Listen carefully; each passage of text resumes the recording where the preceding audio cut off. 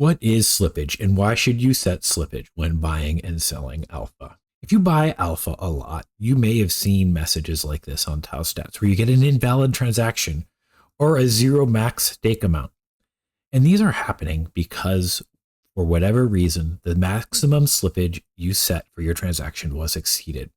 So while these messages are really annoying, my transaction didn't go through, they're actually good messages because this means that the chain prevented a transaction that exceeded your slippage from occurring. Let's walk through how slippage works. Here's Subnet 19. There's 24,000 Tau in the liquidity pool. There's 575,000 alpha in the liquidity pool. You can calculate the price from the amount of Tau and alpha in the liquidity pool.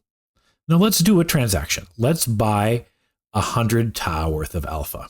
Now, if we go straight through the price, we might expect that we'd receive 2358 alpha.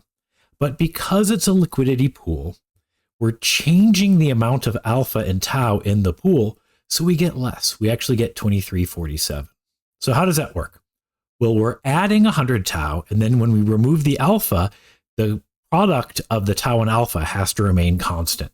So to keep that constant, what comes out is 2347. One effect of this is we've changed the ratio of Tau to alpha, so the price has increased. And the change between expected and actual is what is called slippage. In this case, it's about 11 alpha or 0.466%.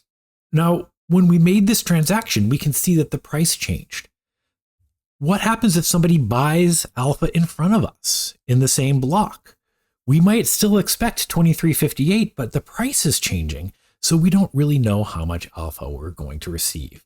That's why we set a slippage, because if somebody came in front of us and made a large purchase and we received a lot less than we expected, we'd be kind of pissed off. So you can set out that slippage to prevent that from happening.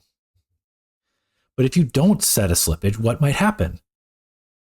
Your 100 Tau purchase is sitting in a queue, and a bot might see that. They might see that as something that's ripe for exploitation. So let's give an example of how that exploitation might happen.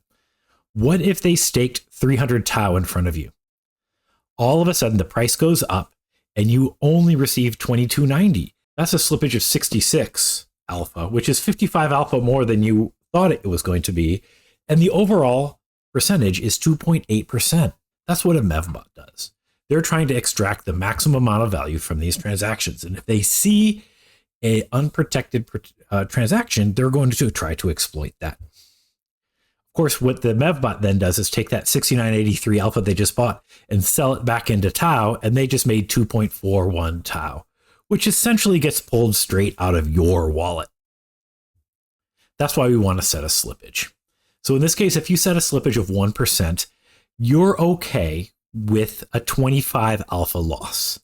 If you look, that's about 14 alpha more than what you would get if nothing happened. So you're allowing for a little bit of a loss here. Someone could jump in front of you with 72 Tau and actually come out with 0.58 Tau straight out of your wallet. So while 1% is good, we want to go a little tighter. If you go to 0.5%, it's a 10 Tau jump in front of you and they're making 0.082. If you go to 0.47, it's 0.066 that they make. But the problem is, as you tighten that slippage, there's only 8 Tau in front of you, like less than 10% of your transaction. If somebody else is just buying Tau or buying alpha and not trying to sandwich attack you, you might still get blocked. So again, these error messages, they're annoying. Why isn't my transaction going through?